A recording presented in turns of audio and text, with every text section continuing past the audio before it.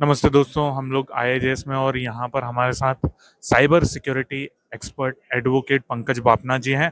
आजकल जो है डिजिटल अरेस्ट के बहुत सारे मामले सामने आ रहे हैं।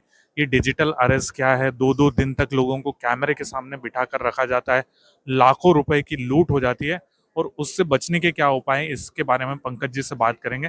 पंकज जी, सबसे पहले तो हमें बताइए क्या होता है डिजिटल अरेस्ट। ये डिजिटल अरेस्ट करके एक्चुअली कोई कॉन्सेप्ट ही नहीं है। ये it's purely basic need for awareness. ये डर के कारण लोग आपको कि कहीं से भी फ़ोन आएगा कि हम ये डिपार्टमेंट से डीएसपी या एसपी बोल रहे हैं और आपको अरेस्ट कर दिया गया है, आपको डिजिटली अरेस्ट किया, मतलब आपके बैंक अकाउंट फ्रीज कर दिए गए हैं, आपके नीचे सब कॉप्स सादे वर्दी में खड़े हैं, आप घर से बाहर निकल नहीं पाओगे, तो आपको और धाराएं बता देंगे, ऐसी ऐसी धारा बताएंगे जो नॉन अवेलेबल धारा है। तो आज इंसान डर जाता है कि मैंने ऐसा कुछ किया नहीं है, फिर भी मुझे अभी बाहर फिर उनको कुछ ऐसे वीडियोस भेजे जाते हैं, देखो आपके बिल्डिंग के नीचे जो वॉचमैन के बाजू में खड़ा है वो पुलिस वाला है, आपके गाड़ी का नंबर ये है, मतलब आपकी कुछ डिटेल्स ऐसे शेयर कर दी जाती है जिससे हमें विश्वास हो जाता है और उनको बताया जाएगा ओके इससे बचने का तरीका है कि आप एक काम कीजिए, इतना पैसा भर दीजिए, हम कोर्ट से वारंट कैंसिल करवा देंगे और आपको रिलीज करवा देंगे।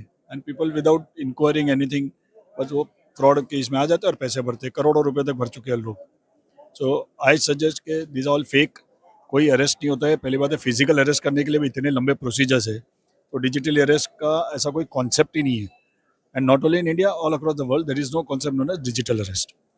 सर, कोई ऐसा केस जिसके बारे में आप बताना चाहें बिना नाम लिए हुए? रिसेंटली अभी मुंबई के अंदर ही है, one of very renowned person है ऑन द गवर्नमेंट पोस्ट। उनको फ़ोन आया था कि भाई आप डिजिटली अरेस्ट कर दिए गए हो और आपको 7 7 घंटे तक वो कैमरा के सामने बैठे रहे, टीवी के सामने। अब टीवी पे एक पर्टिकुलर लिंक भेज दिया गया था उनको, which was a smart TV. आप ये पर्टिकुलर चैनल चालू करो, देखो आपके सारे आपके ऑफिस के इनपुट्स और सब आपके इसमें दिख रहे हैं, हमने आपको पूरी तरह से सर्विलेंस में ले लिया है। और जैसे ही उसने वो पर्टिकुलर चैनल चालू किया तो उसको पता चला लिटरली कि मेरी ऑफिस है, ये मेरी गाड़ी के नीचे का है, मतलब आपके indirectly they are stalking you. और इस तरीके के देखिए अभी आपके ऊपर रेड भी आएगी, आपके ये डिपार्टमेंट से रेड आएगी, आपका इतना ब्लैक मनी है, इतना आपने ट्रांजेक्शन्स किया है, बैंक अकाउंट्स तक शेयर करते हैं कि आपका बैंक अकाउंट डिटेल है। वो से डर के फिर बाद में बोला गया उनको कि भाई एक काम कीजिए, आप 75 लाख रुपीज़ गवर्नमेंट का पेनल्टी है, और कोर्ट का ऑर्डर उनको व्हाट्सएप के ऊपर भेजा गया, ये देखिए कोर्ट का ऑर्डर है to come and arrest you, already arrest now, और अगर आपने नहीं भरा तो हम फिजिकल कस्टडी आपके लेंगे और कल सुबह कोर्ट में पेश करेंगे। वो आदमी ने 75 लाख रुपीज़ इमीजिएटली ट्रांसफर कर दिया। और जैसे ही ट्रांसफर करने के बाद में, मतलब एडिंग आफ्टर 2 और 3 आवर्स, रात को उसको बाद में वही बंदा व्हाट्सएप पे उसको ये करता है, यू आर रिलीज्ड।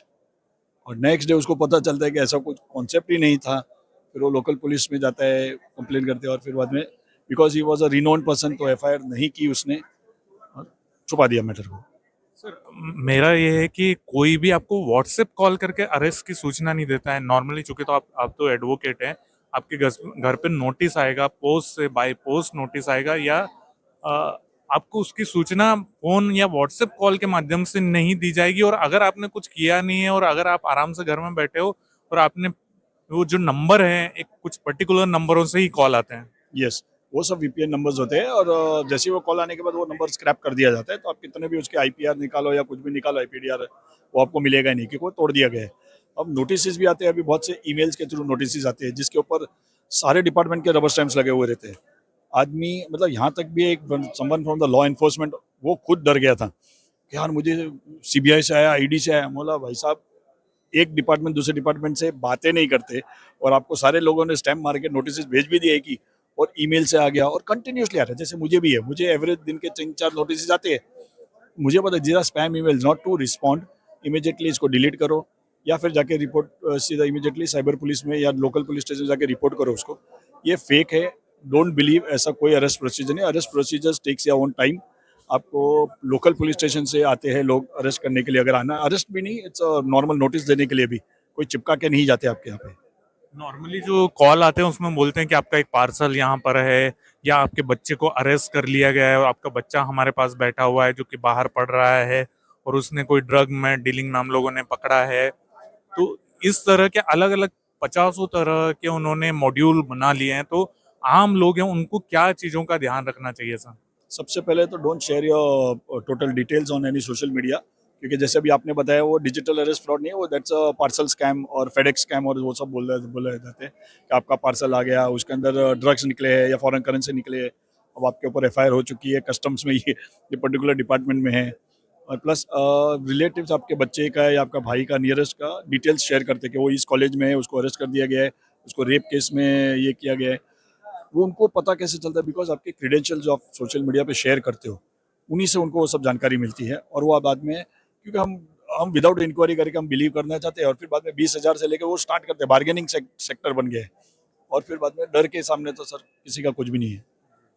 कुल मिला के अपने सोशल मीडिया प्रोफाइल को सिक्योर करें, कम से कम यूज करें, ज्यादा डिटेल ना डालें, बैंक अकाउंट्स के अपने जो डिटेल है उनको संभाल के रखें, पासवर्ड वगैरह ऑनलाइन ना रखें। Yes, correct. और सबसे पहले कोई ट्रांसफर ना करे। अगर आपको ऐसा सपोज फॉर एग्जांपल डाउट भी आता है कि नहीं ये जेन्युइन कॉल है पुलिस का भी, आप इमीडिएटली जो जिस भी स्टेट में या सिटी में आप रहते हो, लोकल पुलिस को फोन करें या पुलिस की हेल्पलाइन पे फोन करें। Let the local police come and verify. आप खुद वेरीफाई करने के लिए मत जाइए। थैंक यू पंकज जी, बहुत बहुत आपका धन्यवाद ये सारी जानकारी देने के लिए। Thank you, welcome.